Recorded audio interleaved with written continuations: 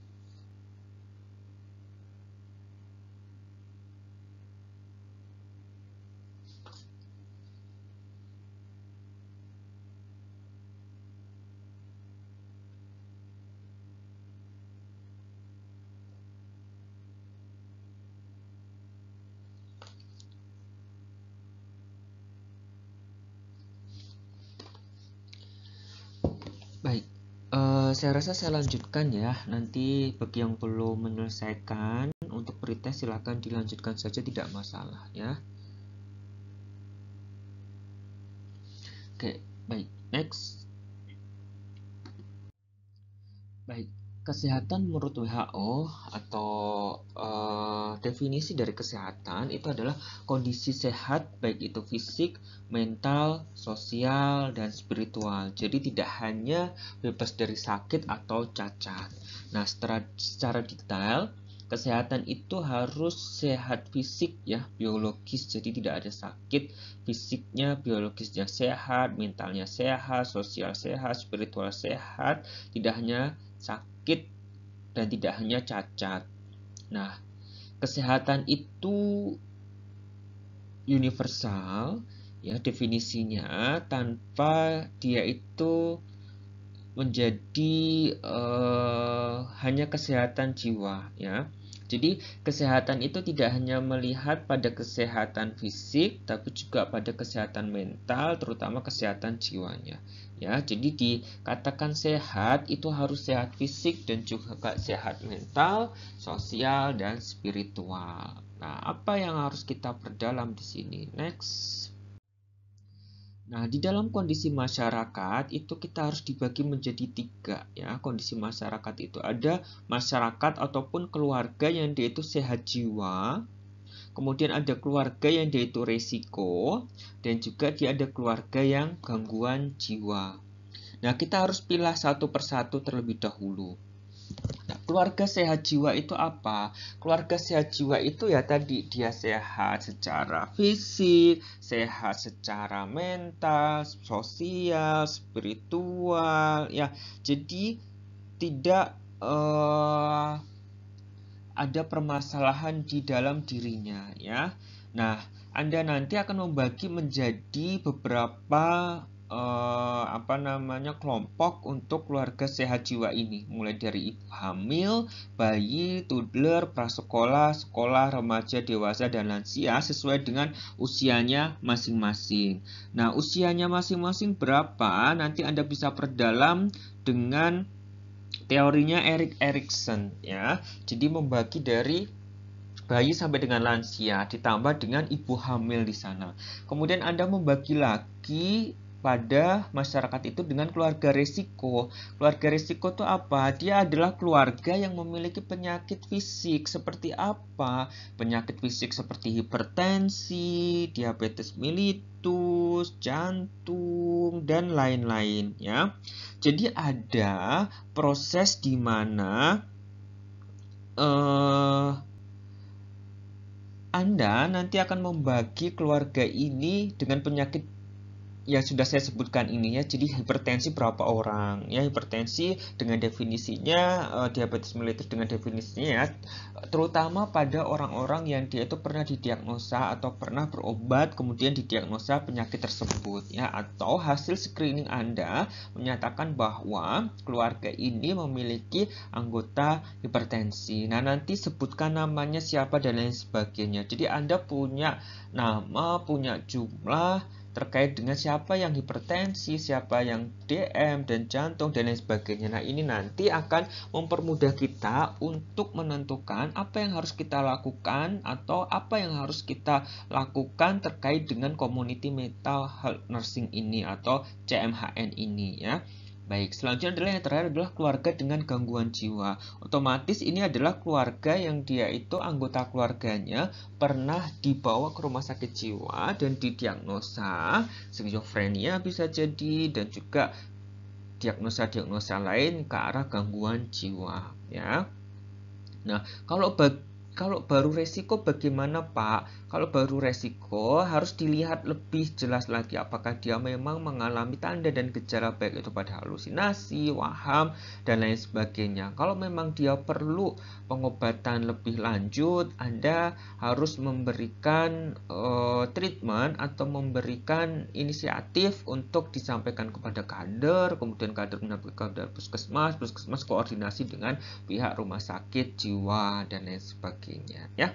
Nah, Anda akan harus memahami tiga hal ini: keluarga sehat jiwa, keluarga resiko, dan keluarga dengan gangguan jiwa. Sehingga nanti ketika sudah bisa membagi tiga kelompok besar ini, kita akan mudah untuk melakukan apa yang harus kita lakukan, khususnya pada konsep CMHN ini. Cukup jelas, ya?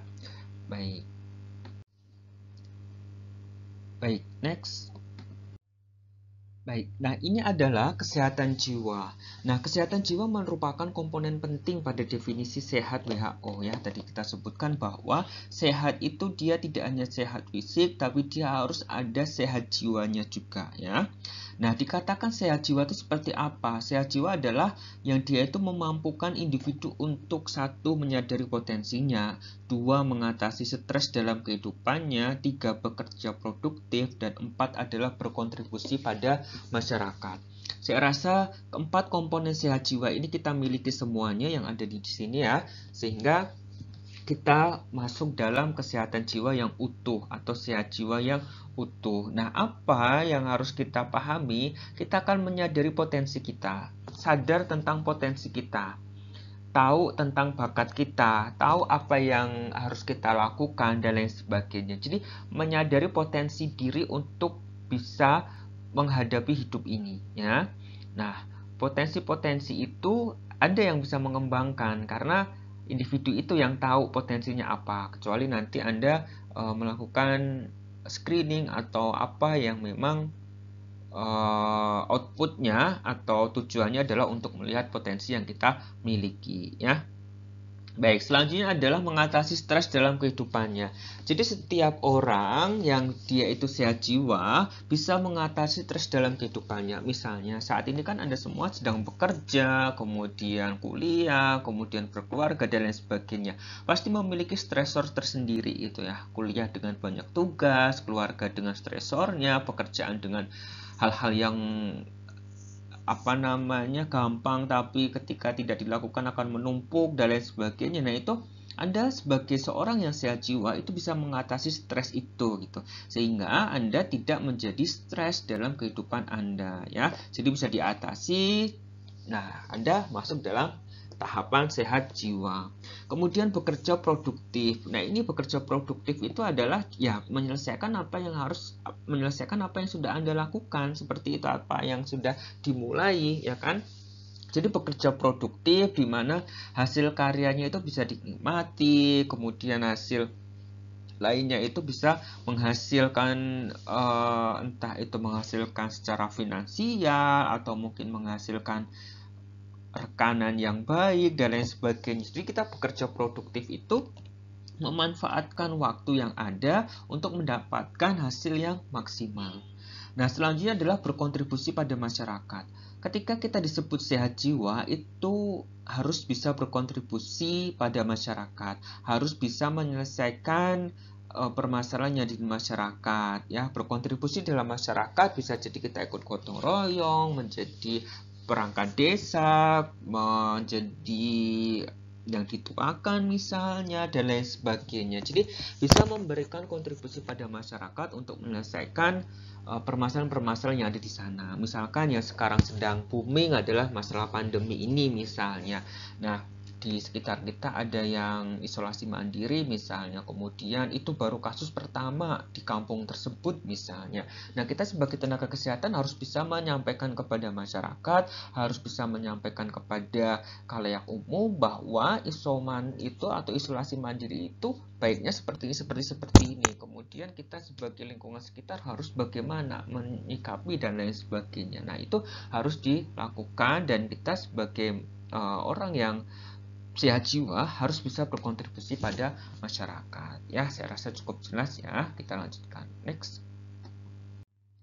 Baik, selanjutnya adalah keluarga dengan risiko atau psikososial, yaitu adalah yang tadi disebutkan di awal, kelompok risiko atau keluarga dengan risiko yang memiliki hipertensi, diabetes mellitus dan lain sebagainya. Ini diperjelas lebih detail lagi bahwa keluarga dengan risiko atau masalah psikososial itu ada 3 hal, yaitu masalah fisik yang tadi sudah kita jelaskan di awal, bahwasannya orang-orang yang dia itu memiliki masalah fisik,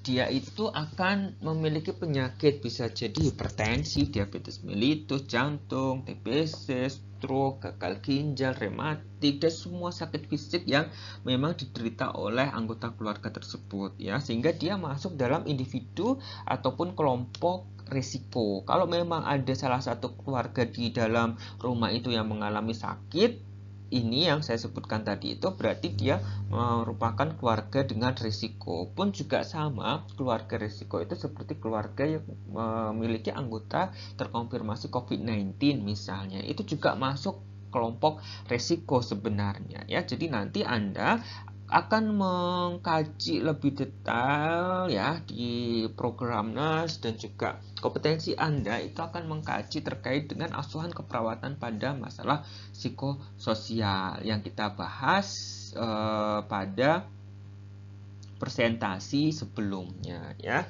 Jadi Anda silahkan pahami di sana. Kemudian resiko itu juga masuk di ibu hamil dan melahirkan, itu juga masuk masalah fisik ya. Tadi saya ralat Erik Erikson itu kan dia membagi menjadi 8 ya. Tadi saya menyebutkan di awal ibu hamil ya. Ibu hamil ditarik di kelompok resiko masalah psikososial. Tapi nanti Anda harus bisa memilah dan memilih di lingkungan sekitar Anda itu mana yang kelompok sehat, mana yang kelompok resiko, dan mana yang kelompok gangguan ya. Saya rasa cukup jelas ya.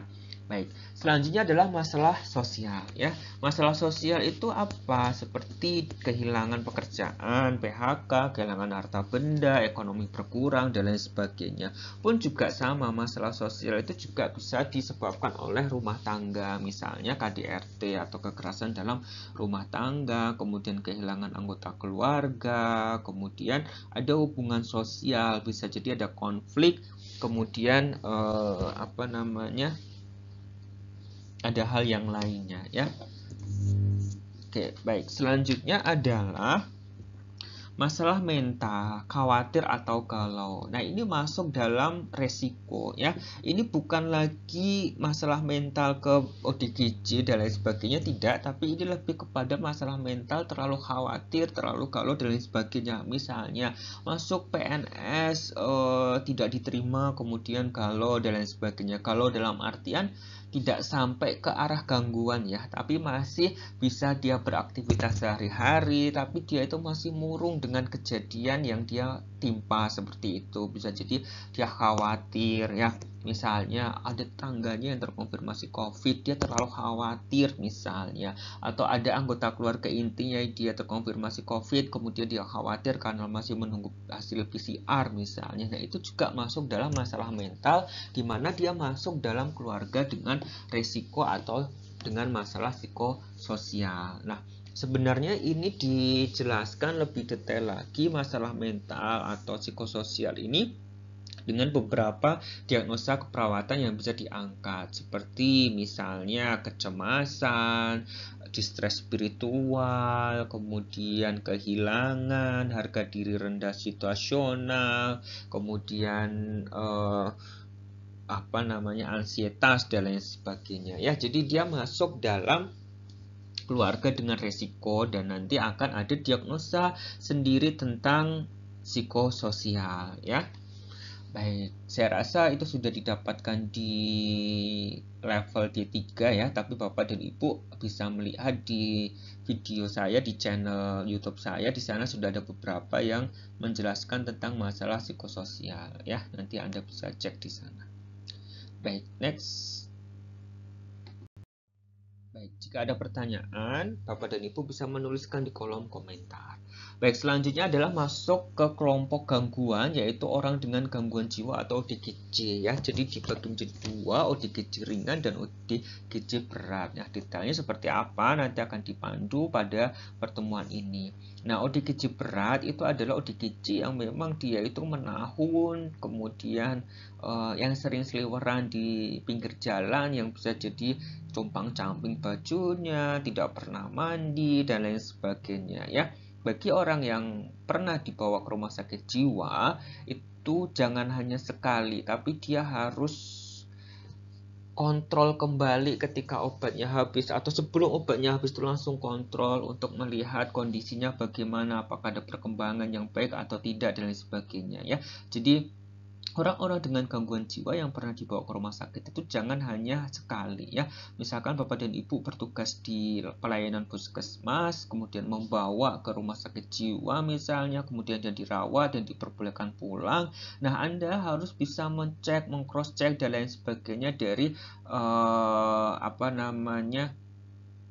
pelayanan yang ada, maksudnya si pasien ini, klien ini bagaimana perkembangannya ya. Jangan sampai selesai dari rumah sakit jiwa ada obat kemudian diberikan silakan diminum terus Anda tidak pernah mengunjunginya. Nah, itu harusnya dalam konsep CMHN ini Anda harus melakukan kunjungan rumah, Anda harus melakukan door to door untuk melihat bagaimana perkembangan dari si pasien ini. Ketika pasien ini semakin membaik dan lain sebagainya, tetap lakukan kontrol, karena memang saya rasa setiap kali kembali dari rumah sakit dia itu akan kontrol terlebih dahulu ya, rujuk ulang misalnya, kalau memang dia perlu dirujuk dan lain sebagainya. Kalau memang obat-obatannya bisa didapatkan oleh puskesmas atau diambil di puskesmas, berarti penanggung jawab dari pelayanan kesehatan jiwa misalnya bisa melakukan itu seperti itu. Obat-obat bisa diambil di puskesmas tanpa harus ke rumah sakit jiwa ya. Saya rasa itu sudah ada peraturannya. Bapak dan Ibu nanti silakan mendalami hal tersebut seperti itu ya.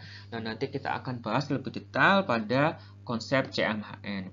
Kemudian ODGJ ringan ini adalah yang dia itu bisa dikembalikan ke kehidupannya walaupun tidak 100%, sehingga kita harus mencegah agar ODGJ ringan ini tidak semakin berat ya. Oke. Baik, saya rasa cukup jelas ya. Kalau ada pertanyaan silahkan tanyakan pada kolom komentar. Baik, next. Baik, selanjutnya adalah nih, keluarga dengan gangguan yang tadi ya, ODGJ berat atau ODGJ ringan itu memiliki salah satu tanda dan gejala yang ada di dalam slide ini ya. Jadi keluarga dengan gangguan itu bisa jadi salah satu atau beberapa anggota keluarga itu mengalami satu, sedih berkepanjangan. Ada nggak keluarga yang dia itu mengalami sedih berkepanjangan? Kemudian yang kedua adalah berkurang kemampuan hidup sehari-hari. Jadi kehidupan sehari-harinya dia sudah mulai terganggu, terkendala, dan lain sebagainya. Jadi ada proses di mana Bapak dan Ibu atau anggota keluarga ini mengalami permasalahan terutama untuk menyelesaikan kehidupan sehari-harinya ya. Baik, selanjutnya adalah menurun motivasi untuk melakukan kegiatan. Jadi dia sudah malas untuk beraktivitas, lebih sering menyendiri, masuk kamar dan lain sebagainya sehingga dia tidak berinteraksi dengan luar ataupun dengan tetangga ataupun bahkan bisa jadi dengan orang lain. Jadi dia lebih sering untuk mengurung diri dan lain sebagainya ya. Baik, selanjutnya adalah marah-marah tanpa jelas. Jadi marah-marah tanpa sebab. Jadi dia marah-marah tidak jelas, tahu-tahu marah. Bisa jadi karena ada bisikan ataupun permasalahan-permasalahan yang memang menumpuk stres sehingga dia tidak bisa menyelesaikan permasalahan tersebut. Stresor semakin menumpuk ya, seperti yang tadi sudah kita pahami bahwa sehat jiwa itu salah satunya adalah bisa mengatasi stres dalam kehidupannya. Tapi bagi pasien atau dengan klien dengan orang dengan gangguan jiwa itu belum tentu dia bisa menyelesaikan stresor yang ada. Yang ada nanti malah dia stresornya semakin menumpuk dan akhirnya marah-marah tanpa sebab ya. Kemudian dilanjutkan dengan bicara dan tertawa sendiri. Nah, bicara dan tertawa sendiri dia harus dipahami dan dikaji, diobservasi lebih dalam lagi. Apa sih yang menyebabkan hal itu terjadi? Apakah karena ada suara-suara yang mengajak dia berbicara? Apakah ada bayangan yang membuat dia tertawa? Nah, itu juga harus dikaji lebih dalam dan diobservasi. Apakah memang terjadi seperti itu? Ya. Oke, jadi kita harus melibatkan siapa? Melibatkan keluarga inti, melibatkan orang-orang yang ada dalam rumah tersebut, ataupun tetangga-tetangganya, ataupun bahkan kader yang memang bertanggung jawab pada wilayah tersebut. Ya, sehingga kita harus memahami bahwa klien ini tampak bicara sendiri dan tertawa sendiri itu ada penyebabnya. Ya, cukup jelas ya. Baik, selanjutnya adalah menyendiri atau mengurung diri di kamar. Ini yang tadi disampaikan. Ketika dia ada penurunan motivasi untuk melakukan kegiatan, maka dia akan cenderung ke arah menyendiri, mengurung diri di kamar, dan dia tidak mau berbaur, dan lain sebagainya. Sehingga apabila ditemukan kasus seperti ini, Anda harus jeli menilainya. Apakah memang karena ada permasalahan-permasalahan sehingga dia tidak mau keluar kamar misalnya, atau mungkin ada komunikasi-komunikasi yang memang hilang dalam keluarga tersebut, atau bagaimana? Ya, silakan dikaji lebih dalam pada kasus ini ya. Baik, selanjutnya adalah tidak mau bergaul. Ya, ini sama dengan yang tadi menurunnya motivasi, kemudian dia akhirnya menyendiri, tidak mau bergaul. Bahkan setelah tidak mau bergaul, akhirnya dia akan merasa bahwa tidak ada yang memperhatikan dirinya atau bahkan dia tidak mampu atau tidak mau untuk memperhatikan kebersihan dirinya. Ya, jadi dia sudah mulai males mandi, berganti baju, potong rambut, dan lain sebagainya sehingga dia tidak keramas dan lain sebagainya, akhirnya rambutnya gimbal, kemudian bajunya kotor, lusuh, bau, dan lain sebagainya yang tadi saya sampaikan bisa Anda temui di pinggir-pinggir jalan seperti itu ya.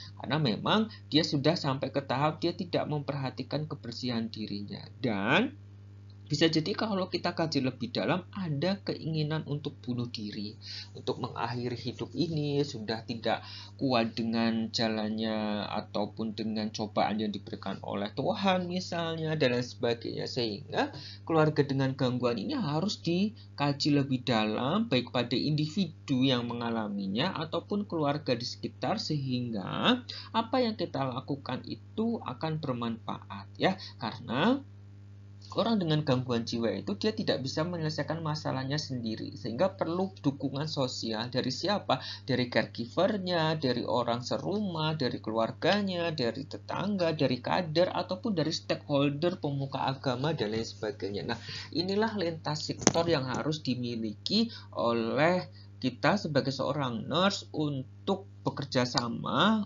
membuat proses kesehatan jiwa di komunitas itu lebih baik seperti itu ya, sehingga pengobatan itu tidak hanya tertumpu pada sektor tersier di mana harus berobat ke rumah sakit dan lain sebagainya, tapi di level primer kita bisa melakukan hal itu seperti itu, men-screening, kemudian melakukan tindakan-tindakan yang nanti akan saya jelaskan pada slide selanjutnya ya. Nah, pada dasarnya adalah kita harus memahami bahwa keluarga dengan gangguan ini memiliki tanda dan gejala yang sudah kita bahas pada slide ini. Ya, silakan Anda pahami, silakan Anda pelajari apakah memang ada satu atau dua atau bahkan lebih permasalahan yang ada di dalam slide ini terkait dengan individu ataupun keluarga yang ada di sekitar Anda ataupun yang menjadi binaan Anda semuanya. Ya, baik, cukup jelas ya Bapak dan Ibu. Ketika ada pertanyaan bisa ditanyakan pada kolom komentar. Baik, next. Baik, selanjutnya adalah masalah kesehatan jiwa di Indonesia. Nah, ini harusnya dari Kesdes 2018 ya, tapi sampai dengan saat ini saya belum memasukkan. Konsepnya sama, jadi ada gangguan jiwa berat atau ODGJ berat dan gangguan mental emosional atau ODGJ ringan. Jadi kayak stres ringan, kemudian cemas dan lain sebagainya itu masuk dalam ODGJ atau gangguan mental emosional yang nantinya menurut persentase Rikesdas atau riset kesehatan dasar yang ada di Indonesia itu ODGJ berat itu sebesar 0,46% dari total penduduk Indonesia. Jadi kalau pada saat 2007 itu ada 100 atau hampir 200 jutaan ya, berarti 0,46% dikali jumlah penduduk ya, dan usianya di atas 15 tahun ke atas ya. Saya ingatkan kembali, ODGJ atau gangguan jiwa itu hanya bisa didiagnosa di usia 15 tahun ya. Kalau masih 15 tahun ke bawah bisa jadi dia permasalahan tumbuh kembang ya, tumbuh kembangnya menyimpang dan lain sebagainya atau bagaimana, sehingga itu perlu dilakukan penilaian tumbuh kembang pada anak ya. Kalau sudah 15 tahun ke atas ya, atau mungkin hampir mendekati 15 tahun, nah ini bisa masuk terkait dengan gangguan jiwa ataupun bisa didiagnosa oleh dokter untuk menentukan bahwa klien ini masuk dalam ODGJ ya, baik itu ringan ataupun berat ya. Untuk mempermudah silakan Anda searching di Google SRQ29 ya. Di sana itu juga digunakan Rikesdas ini sebagai kuesioner paten untuk menentukan apakah men-screening ya, bukan menentukan tapi men-screening. Men-screening itu memilah ya, menjaring seperti itu. Kalaupun nanti dia bermasalah misalnya terkait dengan psikomatiknya misalnya, nah dia bisa dibawa ke psikiater untuk didiagnosa apakah memang ada permasalahan atau tidak. Ketika salah menjawab dan lain sebagainya ya berarti kita kaji lebih dalam kenapa, atau mungkin dia belum paham pertanyaannya sehingga dia salah menjawab misalnya. Nah, itu juga harus dikaji lebih dalam lagi. Jadi jangan langsung oh ini kan salah satu pertanyaan di SRQ itu dia ada mendengar suara-suara yang tidak didengar oleh orang lain. Jadi misalkan dia jawab ya, bisa jadi kita konfirmasi lagi apa yang dia dengar dan lain sebagainya ya. Silahkan konsep halusinasi Anda pahami lagi dan pelajari lagi ya, sehingga tidak langsung oh ini ada halusinasi kita bawa misalnya, nggak seperti itu ya, tapi harus kita kaji lebih dalam, kita harus tanyakan kepada klien apakah yang dirasakan memang seperti itu atau tidak ya. Baik, selanjutnya penghitungannya 0,17% ya dari usia di atas 15 tahun secara total penduduk Indonesia. Baik, selanjutnya dilakukan pasung ya. Pasung itu ya pengikatan rantai dan lain sebagainya, kemudian diberikan di ruangan pojok misalkan atau dalam hutan dan lain sebagainya sehingga dia tidak bisa kemana-mana ya. Saya rasa kasus-kasusnya cukup tinggi dan di 2013 saja ada 14,3% dari 0,17 ya yang dia mengalami ODGJ berat. Oke, kemudian ODGJ ringan itu dia ada yang dipasung ya, masih cukup tinggi 14,3%. Nah, ini adalah gangguan jiwa berat di tahun 2013, tertinggi nomor 1 ada di Aceh dan di Jogja yaitu sebesar 0,27%. Bisa jadi ini dipengaruhi oleh keyakinan, oleh budaya ataupun perkawinan sedarah seperti itu ya. Itu juga akan beresiko pada keturunannya untuk mengalami ODGJ ya. Makanya kalau mencari jodoh ataupun mencari calon menantu gitu ya, bisa dilihat dari bibit, bebet, dan bobotnya ya. Bibitnya itu dari siapa, apakah keluarganya memang ayah dan ibunya sedarah misal, bisa jadi seperti itu, atau bagaimana bobotnya terkait dengan pendidikan, bisa jadi kemudian bebetnya terkait dengan apa yang dia miliki dan lain sebagainya. Silahkan nanti Anda kembangkan di sana. Pada dasarnya adalah sebisa mungkin kalau memang ada perkawinan sedarah ya, incest ya kalau nggak salah namanya, ya dihindari seperti itu, jangan sampai terjadi ya, karena memang nanti bisa cacat bawaan ataupun bisa mengalami gangguan jiwa seperti itu ya. Baik, saya kembali lagi ke slide ini. Gangguan jiwa berat itu bisa terjadi, kedua itu ada di Sulawesi Selatan, Jateng, dan Bali. Ini data 2013 ya. Silakan Anda bisa update di Rekesdas 2018. Baik, next. Baik, nah ini adalah masalah kesehatan jiwa di Indonesia. Jadi ini adalah variabel-variabel yang kita nilai. Jadi kalau penduduk Indonesia ada 250 juta misalnya di tahun 2013 saat itu gitu ya. Kemudian ada ODGJ berat sebesar 0,17%, berarti ya ini dikali dengan ini ya. Nah, harusnya ada data tambahan dia berusia di atas 15 tahun. Baik, selanjutnya adalah ODGJ ringan. Jadi ada 6% dari yang penduduk Indonesia, jadi sekitar ada 15 juta orang, dan yang dipasung adalah 14,3% ini ya, saya kasih tanda biar tidak ini.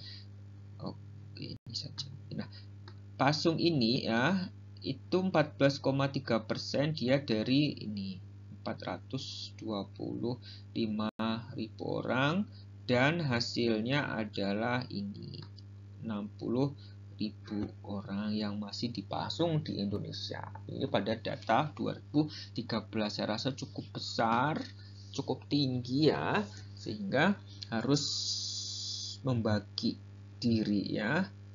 Oke, untuk mencegah pasung ini ya.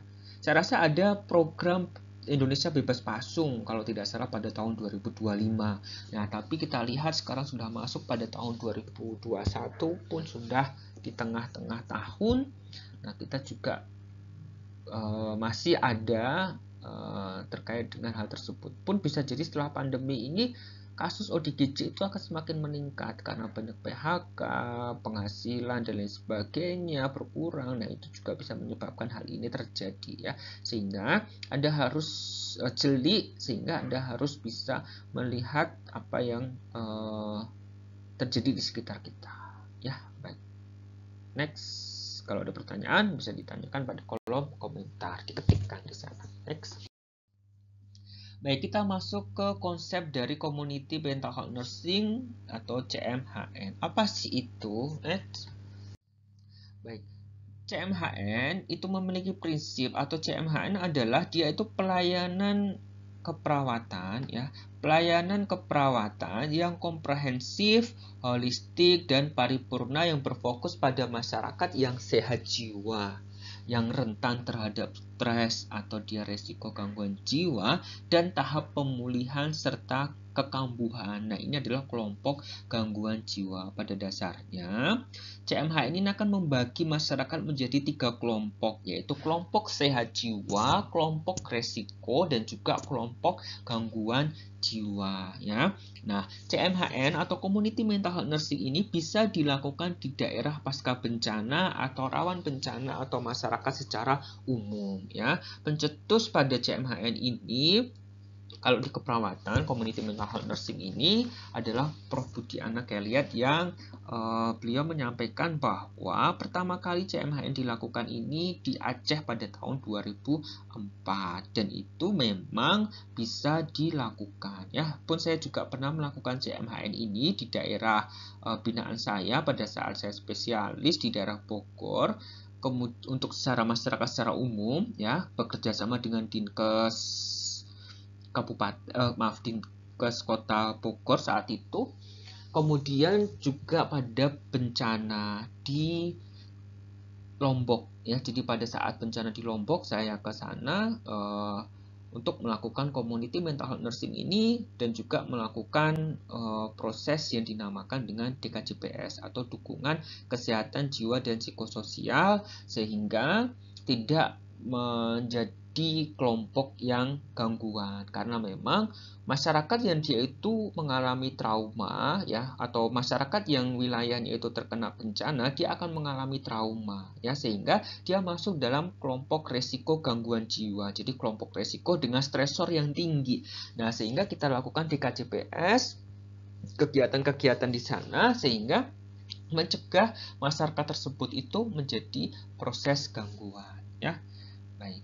Kemudian di KJPS di Bogor saya juga melakukan pada saat tanah longsor ya, di mana ya, Luiliang ke sana lah intinya seperti itu, dan aksesnya memang jauh, terputus dan lain sebagainya, dan saya jalan ke sana dari bawah ke atas sekitar 2 jam kalau nggak salah ya, dan itu waktu hujan lebat dan lain sebagainya dan masih rawan longsor dan lain sebagainya, ke sana untuk melakukan di KJPS seperti itu ya.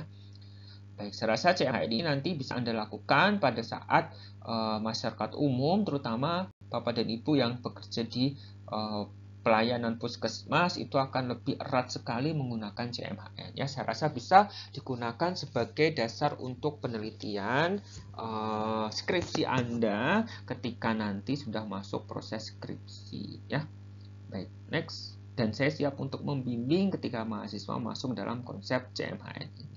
Cukup jelas ya. Baik, kita lanjutkan. Next. Baik.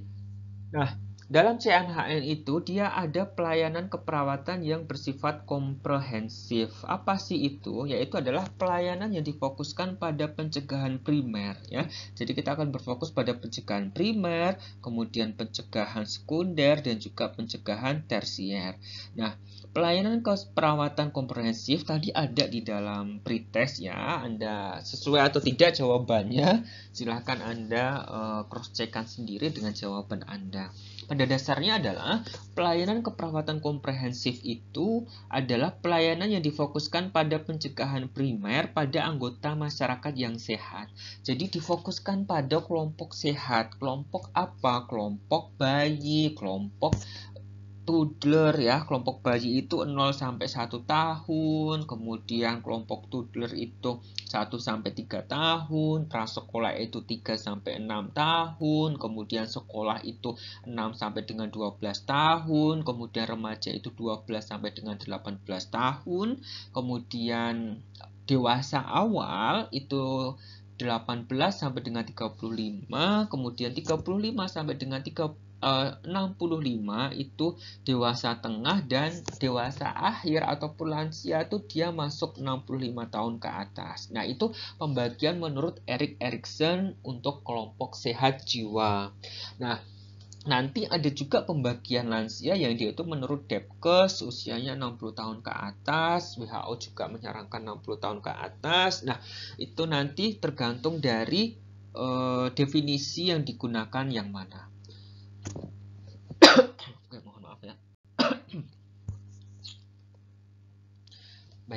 Saya lanjutkan ya. Nah, di sini Anda harus bisa mengelompokkan bahwa masyarakat itu sehat jiwa seperti yang tadi sudah saya bagikan. Itu untuk pencegahan primer. Baik, selanjutnya adalah pencegahan sekunder. Itu adalah pada anggota masyarakat yang mengalami masalah psikososial ataupun resiko gangguan jiwa yang tadi sudah saya sampaikan. Dia memiliki penyakit fisik, baik itu hipertensi, DM, gagal jantung, gagal ginjal, dan lain sebagainya, atau penyakit-penyakit fisik lain sebagainya. Kemudian ibu hamil, ibu pasca melahirkan, itu masuk dalam pencegahan sekunder juga. Nah, nanti di setiap pencegahan primer, sekunder, dan tersier itu ada kegiatan-kegiatan yang bisa kita lakukan. Nah, bagaimana cara pencegahannya? Ya ini, agar orang-orang atau keluarga yang masuk dalam masalah psikososial atau keluarga dengan berisiko ini tidak mengalami yang namanya gangguan jiwa, ya, tidak jatuh ke bawah ini, ya. Nah, pelayanan perawatan komprehensif yang terakhir adalah pencegahan tersier, di mana di sini dilakukan pada kelompok yang mengalami gangguan jiwa dengan proses pemulihan. Sehingga apa yang Anda lakukan itu pada kelompok-kelompok atau pada orang yang mengalami gangguan jiwa agar dia itu tidak menjadi gangguan dan dia itu bisa bekerja kembali, dia bisa kembali ke masyarakat seperti itu ya. Jadi pencegahan tersier sangat penting. Oke. Jadi nanti ada 3 hal, pencegahan primer, sekunder, dan juga tersier. Baik, next. Nah, pelayanan kesehatan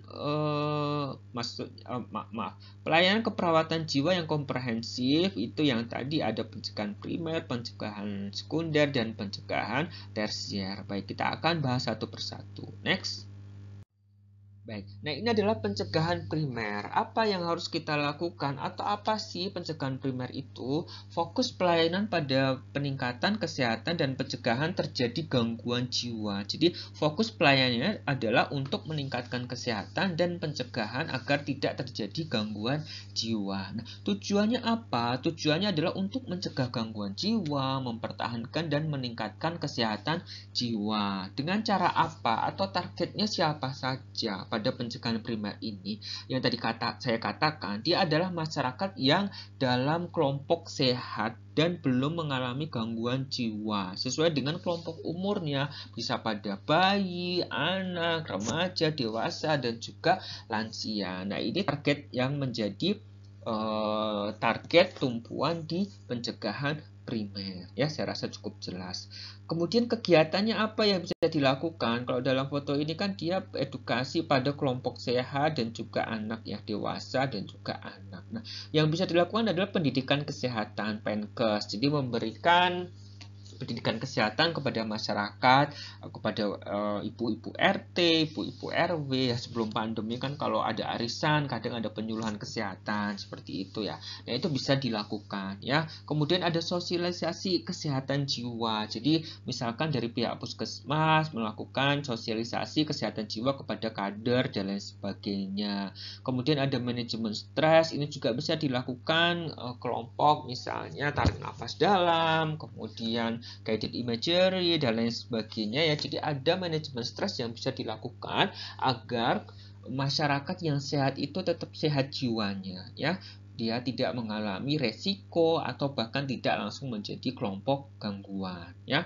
Selanjutnya adalah persiapan menjadi orang tua. Jadi misalnya nih yang ibu hamil gitu kan, dia kan masuk resiko tuh, sehat tapi dia masuk resiko. Makanya kita harus memberikan edukasi persiapan menjadi orang tua. Bagaimana sih menjadi orang tua, bagaimana menjadi ayah, bagaimana menjadi seorang ibu, bagaimana cara untuk merawat bayi dan lain sebagainya. Itu bisa dilakukan di sini sebagai persiapan menjadi orang tua. Ya pastinya sasarannya harus disesuaikan ya. Selanjutnya adalah stimulasi perkembangan. Jadi misalkan toddler nih usia 1-3 tahun, kan harusnya anak sudah bisa mencoba untuk toileting latihan toileting atau toileting training sendiri ya, atau BAB, BAK itu sudah bisa sendiri harusnya. Tapi bisa jadi karena sering pakai pampers, jadi dia sembarangan untuk pipis, sembarangan untuk BAB seperti itu. Makanya stimulasi perkembangan ini penting ya, sehingga usia toddler itu harus dilatih bagaimana sih BAB, bagaimana sih BAK yang baik, bagaimana cara menahan BAB BAK, kemudian harus dibuang kemana, harus ngomongnya apa ketika ingin melakukan itu, seperti itu. Jadi itu adalah namanya stimulasi perkembangan yang memang harus disampaikan pada usia tersebut ya, misalnya itu contohnya ya. Kemudian pada usia sekolah misalnya dia harus sudah bisa berhitung dan lain sebagainya. Nah, itu stimulasi perkembangannya harus disesuaikan ya. Nah, pada kelompok sehat itu juga sudah saya buatkan video pada channel YouTube saya. Silakan Anda berkunjung ke sana jika ingin memperdalam tentang kelompok umur ini. Misalnya toddler itu ngapain, prasekolah ngapain, sekolah ngapain, harus bisa apa sih mereka. Nah, itu ada di dalam video yang sudah saya upload di channel ini ya. Silahkan berkunjung ke sana. Baik, ada pertanyaan? Kalau ada pertanyaan silahkan tuliskan pada kolom komentar ya. Baik, kita lanjutkan. Next.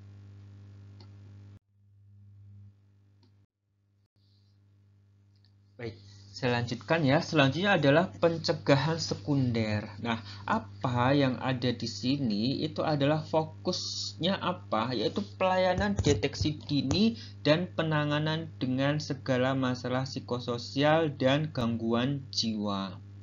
Jadi di sini tujuannya adalah untuk menurunkan angka kejadian gangguan jiwa. Jadi dia sudah men-screening, sudah memilah-milah mana sih masyarakat yang beresiko, mana sih masyarakat yang memiliki penyakit fisik, sehingga dia penyakit fisiknya itu tidak membebani pikirannya, sehingga dia tidak menjadi stres dan lain sebagainya. Nah, tujuannya adalah untuk menurunkan angka kejadian gangguan jiwa.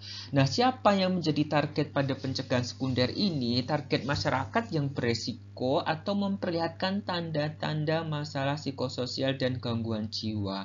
Jadi dia sudah mulai ada warning menyebutkan bahwa ini dia bermasalah, dia cemas terlalu berlebihan, dia khawatir terlalu berlebihan, dia galau dengan kondisinya saat ini. Nah, itu adalah tanda-tanda yang harus memang kita garis bawahi, itu perlu bantuan dan itu masuk dalam kelompok resiko ya, pencegahan sekunder. Apa yang bisa dilakukan pada pencegahan sekunder ini ya, atau bisa jadi pada kelompok ibu hamil ya. Jadi kita harus melakukan pencegahan sekunder.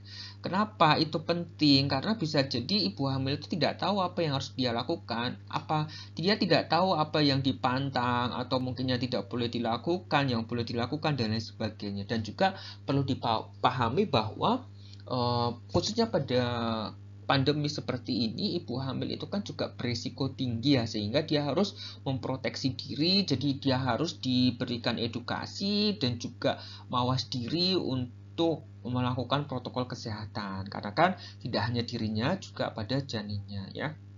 Satu hari kemarin itu saya menemukan berita ya, jadi 2 kasus yang memang ibu hamil, 1 7 bulan dan 1 hampir lahiran, saya kurang tahu umurnya berapa, tapi hitungannya ibu hamil seperti itu kena COVID seperti itu ya, sehingga dia masuk ICU, di RJP dan lain sebagainya dan tidak tertolong seperti itu. Dan kita harus mengedukasi bahwasanya ibu hamil itu akan rentan juga terkena COVID-19, sehingga harus hati-hati, menjaga jarak dan tidak bertemu dengan banyak orang atau hindarilah kerumunan seperti itu, sehingga bisa nanti tertolong untuk proses persalinan ya.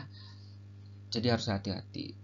Sehingga kegiatan yang bisa dilakukan pada pencegahan sekunder ini apa? Yang pertama adalah menemukan kasus sedini mungkin. Jadi harus edukasi sedini mungkin. Misalkan kalau pada kasus ibu hamil, berarti pada saat dia sudah dinyatakan positif hamil misalnya, berarti harus diedukasi mulai dari sekarang untuk bisa menjaga diri sampai dengan 9 bulan ataupun memang sudah pada waktunya untuk melahirkan.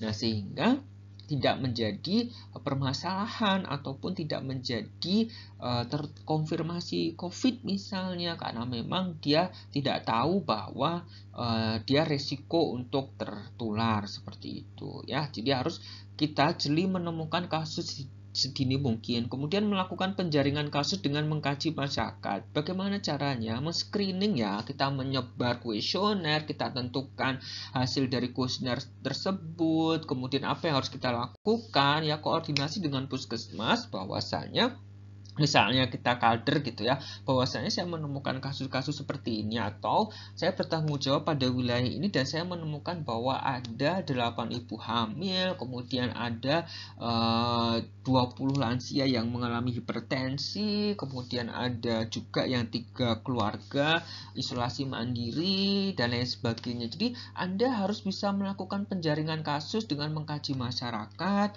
dan menemukan kasus sedini mungkin sehingga Anda bisa memberikan data kepada pihak yang lebih berwajib, bisa jadi pada puskesmas atau mungkin aparatur-aparatur yang lainnya. Jadi ini kesan terkait dengan kerjasama lintas sektor, kerjasama lintas departemen untuk Anda bisa mengembangkan diri dalam mencegah baik itu pada pencegahan sekunder terutama ya untuk menurunkan angka kejadian gangguan jiwa ya.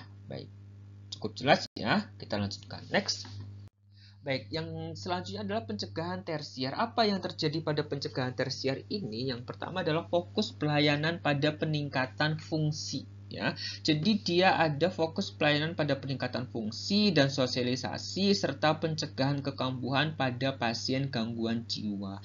Jadi ini adalah sasarannya adalah masyarakat yang dia itu mengalami gangguan jiwa dan dia tahap pemulihan ya.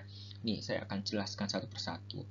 Oke, fokusnya pelayanan pada peningkatan fungsi dan sosialisasi serta pencegahan kekambuhan pada pasien gangguan jiwa. Tujuannya adalah untuk mengurangi kecacatan atau ketidakmampuan akibat gangguan jiwa. Jadi dia akan mengurangi kecacatan atau ketidakmampuan akibat gangguan jiwa. Selanjutnya adalah target anggota masyarakat yang mengalami gangguan jiwa pada tahap pemulihan. Jadi masyarakat yang dia itu mengalami gangguan jiwa pada tahap pemulihan itu akan menjadi fokus pencegahan tersier ini, sehingga Anda harus bisa memilah-milih mana sih yang dia itu sehat, mana yang dia itu resiko, dan mana yang dia itu gangguan, sehingga tepat apa yang harus Anda lakukan, apakah pencegahan primer, sekunder, ataupun tersier. Ya, kalau di pencegahan tersier ini adalah masyarakat yang dia itu pernah berobat ke rumah sakit jiwa ya. Jadi kalau dia pernah berobat ke rumah sakit jiwa, Anda bertanggung jawab untuk melakukan kunjungan rumah, baik itu sebulan sekali, memantau keadaan ya,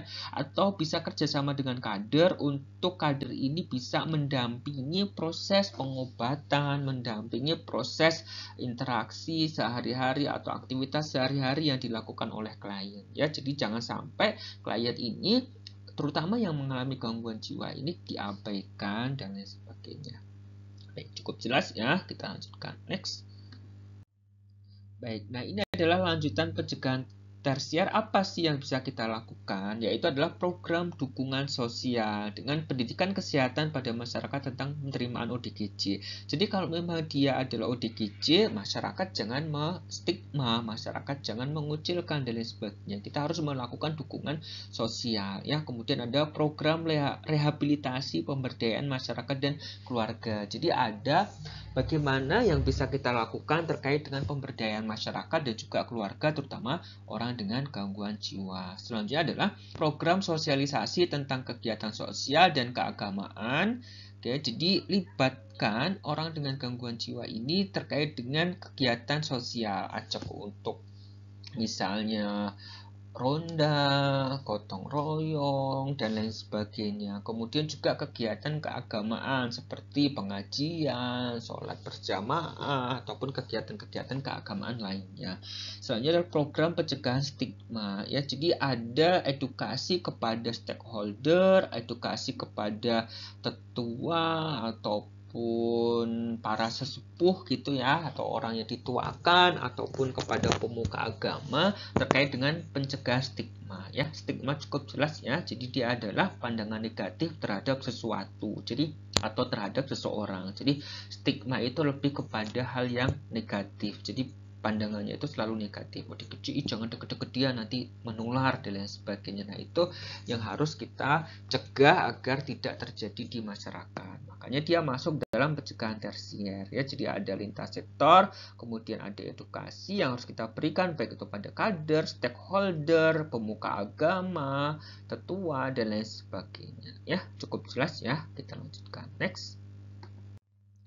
Baik, nah ini adalah proses keperawatan kesehatan jiwa komunitas. Nah, pada dasarnya untuk mengaplikasikan CMHN ini itu digunakan proses keperawatan dalam memberikan asuhan keperawatan pada pasien. Dimulai dari apa? Dimulai dari pengkajian, penegakan diagnosa keperawatan, perencanaan keperawatan, tindakan keperawatan, dan juga evaluasi asuhan keperawatan.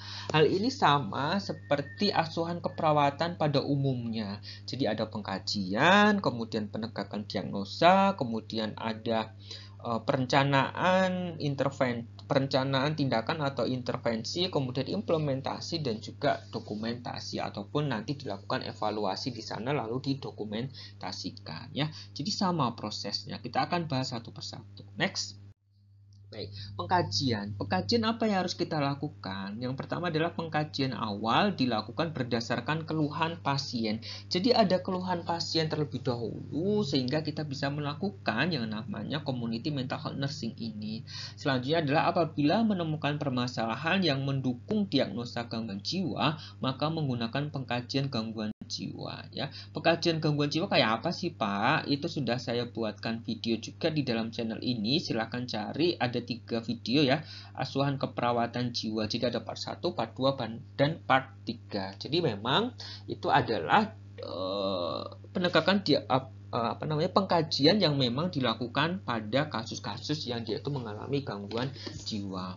Baik, selanjutnya adalah data meliputi keluhan utama, riwayat kesehatan jiwa, kemudian pengkajian psikososial, dan juga pengkajian status mental. Jadi meliputi keluhan utama apa yang dirasakan, kemudian riwayat kesehatan jiwa yang lalu apa, pengkajian psikososial kalau memang dia ada masalah psikososialnya, dan juga pengkajian status mentalnya. Nah, ini dilakukan dengan wawancara, observasi, dan juga pengukuran. Pengkajian ini seperti yang dilakukan pengkajian secara umum, cuma formatnya itu dia berbeda dibandingkan dengan pengkajian-pengkajian secara umum. Jadi ada pengkajian yang khusus orang dengan gangguan jiwa, ada juga pengkajian yang khusus dengan kelompok resiko atau yang mengalami masalah psikososial atau biasanya kita sebut ODMK ya, orang dengan masalah kesehatan ya. Oke, jadi istilah-istilah itu Anda harus mulai terpapar dan pahami ODGJ, ODMK, kelompok sehat, kelompok resiko, kelompok gangguan, sehingga Anda tepat untuk menyampaikan ataupun memahami apa yang saya sampaikan ya. Baik, saya lanjutkan. Next.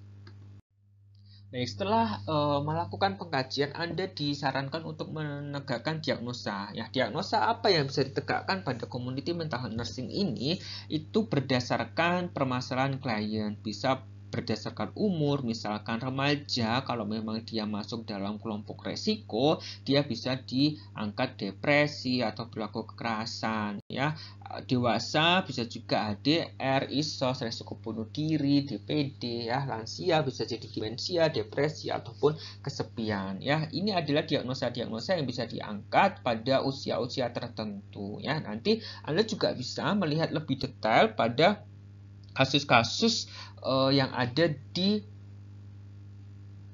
gangguan yang sudah kita pelajari sebelumnya ya, ataupun lihat di SDKI ya, standar diagnosa keperawatan Indonesia.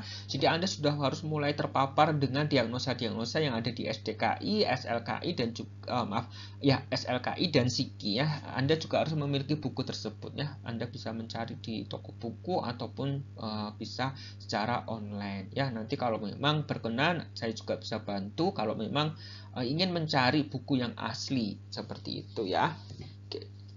Atau dari PPNI di Lebak ya, bisa siapa tahu punya kan ya.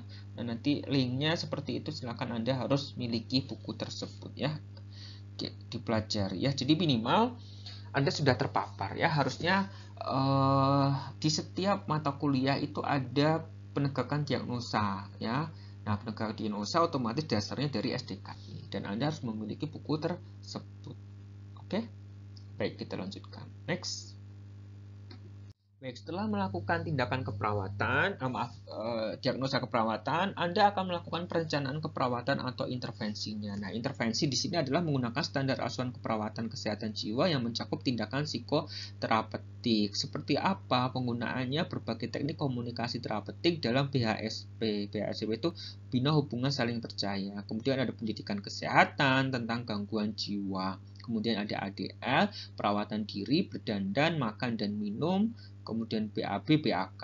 Kemudian ada terapi modalitas, ada TAK, terapi lingkungan, terapi keluarga, dan juga ada proses kolaboratif yaitu pemberian obat-obatan. Nah, pada dasarnya adalah perencanaan keperawatan ini ya sesuaikan dengan diagnosa keperawatan yang diangkat. Ya, ini akan jatuh kepada individu ataupun keluarga ataupun komunitas. Jadi ada diagnosa-diagnosa yaitu bersifat individu, ada diagnosa-diagnosa yang bersifat keluarga, dan ada diagnosa-diagnosa yang bersifat komunitas. Misalnya yang bersifat individu itu ya ini ADL itu misalnya DPD, RPK, RPD, ISOS, halusinasi, dan lain sebagainya. Kalau yang keluarga itu bisa jadi adalah ketidakefektifan coping keluarga. Nah, itu masuk di dalam keluarga yang memang keluarga ini bagaimana sih copingnya. Nah, nanti Anda bisa mengkaji lebih dalam lagi. Kalau pada masyarakat lebih luas lagi ya, nanti bisa Anda cek di dalam SDKI.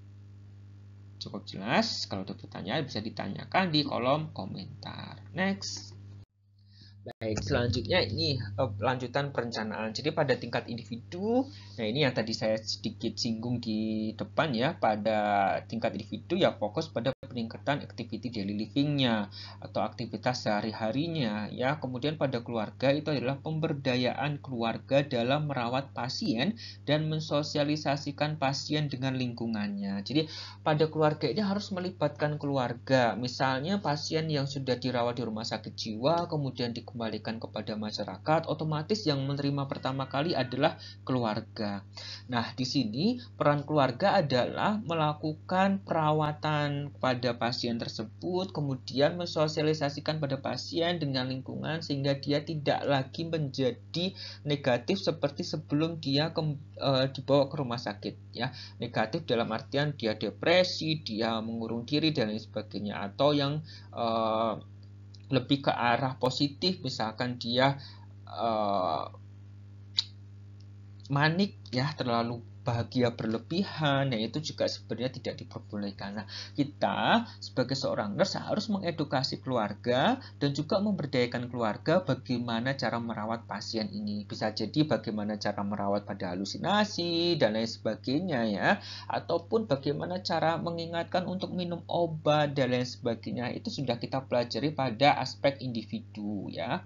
Baik, selanjutnya adalah pada tingkat kelompok, fokus pada kegiatan kelompok dalam ruang sosialisasi itu agar pasien dapat adaptasi dengan lingkungan. Jadi dikembalikan kepada kelompoknya sehingga kelompoknya bisa saling membantu. Misalnya dalam kelompok tersebut atau dalam wilayah tersebut atau dalam wilayah binaan Anda, Bapak dan Ibu semuanya, ada 5 ODGJ ya, kita lakukan terapi aktivitas kelompok, kita kumpulkan di kelurahan misalnya untuk dilakukan edukasi dan lain sebagainya, baik itu pada individu ataupun pada keluarganya sehingga bisa saling menguatkan satu dengan yang lainnya. Nah, itu adalah pada tingkat kelompok. Kemudian pada tingkat komunitas itu adalah di mana si ODGJ ini kembali kepada lingkungannya, pada masyarakatnya ya, bisa jadi pada lingkup RT, RW dan lain sebagainya ya. Nah, di sini adalah pada tingkat komunitas itu ada peningkatan kesadaran masyarakat tentang gangguan jiwa. Jadi ada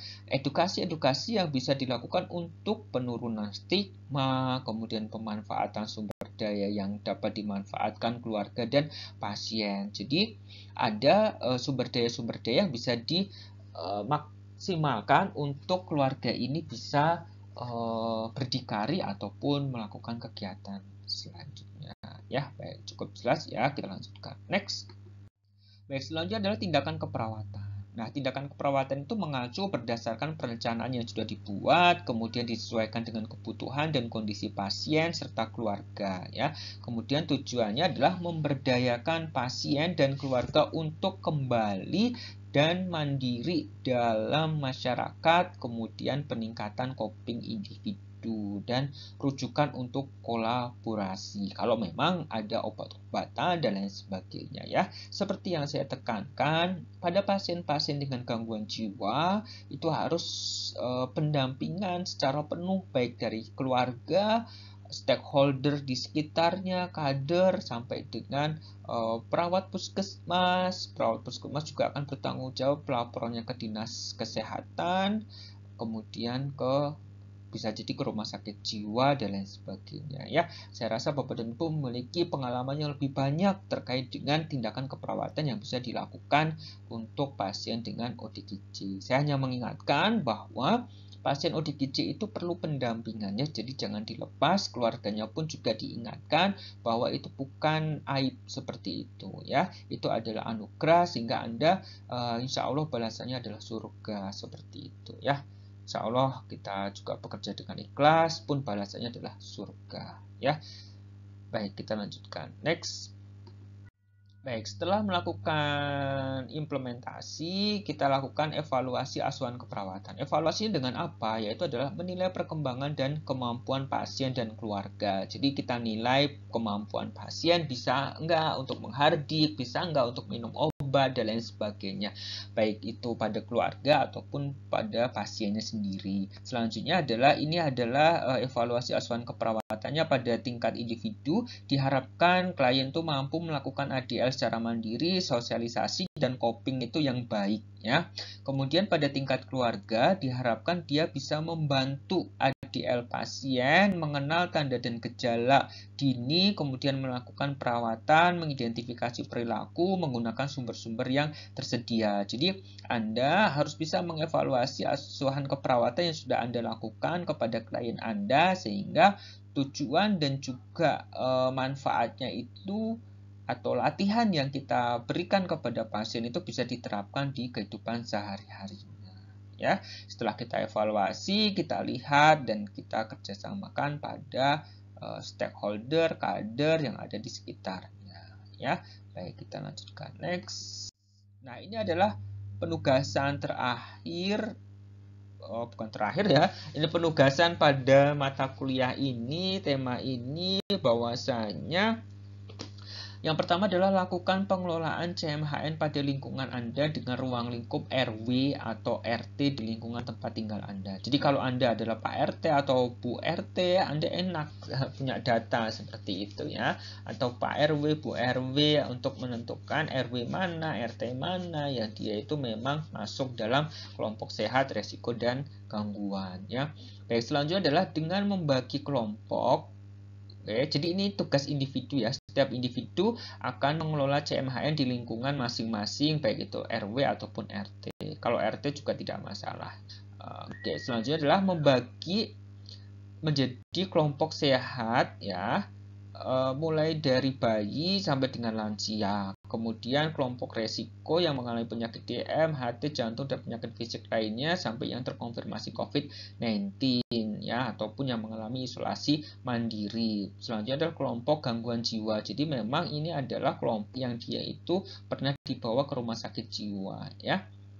Baik, selanjutnya Anda harus mempunyai data siapa sih kader kesehatannya dan dia bertanggung jawab untuk siapa saja ya. Misalnya nih RT 7 misalnya, bayi ada 10 misalnya, toddler ada 12, anak prasekolah ada 15, anak sekolah ada 15, remajanya ada 30, dewasanya ada 150 misalnya, lansianya ada 26 misalnya. Nah, Anda sudah harus bisa membagi itu semuanya. Kemudian yang resiko itu penyakit DM berapa orang ya. Jadi dia tidak masuk di kelompok sehat ya. Misalkan lansia dengan DM berarti ya dia masuk kelompok resiko, bukan masuk kelompok lansia. Pun sama, hipertensi dewasa dengan hipertensi yang masuknya kelompok resiko, bukan masuknya kelompok dewasa.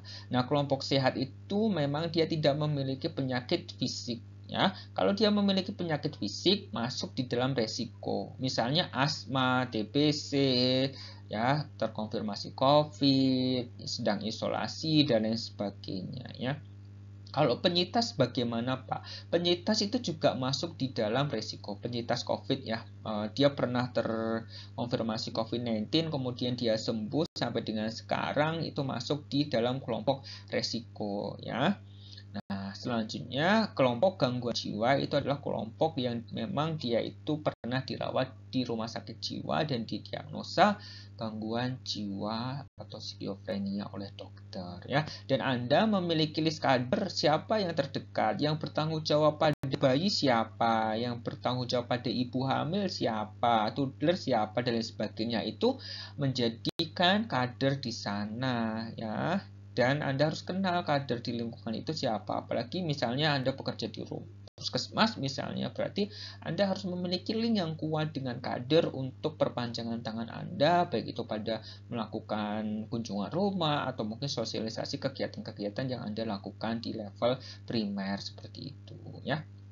Baik, selanjutnya adalah kumpulkan ke Google Classroom masing-masing kelas yang sudah ada ya. Jadi ini penugasan individu, jadi Anda harus bisa menyelesaikan ini. Saya rasa ini lebih mudah ya, karena memang ini melihat sekitar Anda ya, dan bisa dibuat bagan atau tabel dan lain sebagainya seperti yang sudah saya rincikan di dalam penugasan ini ya. Jika ada pertanyaan bisa ditanyakan di kolom komentar. Baik, next.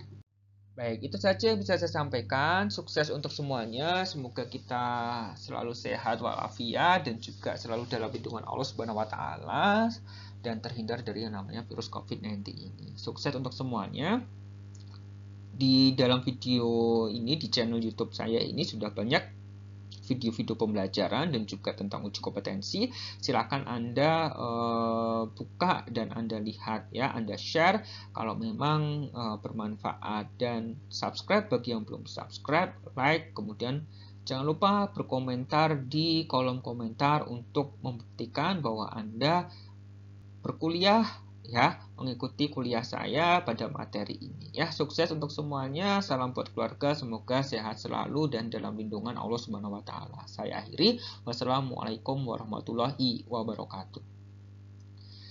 See you on the next video.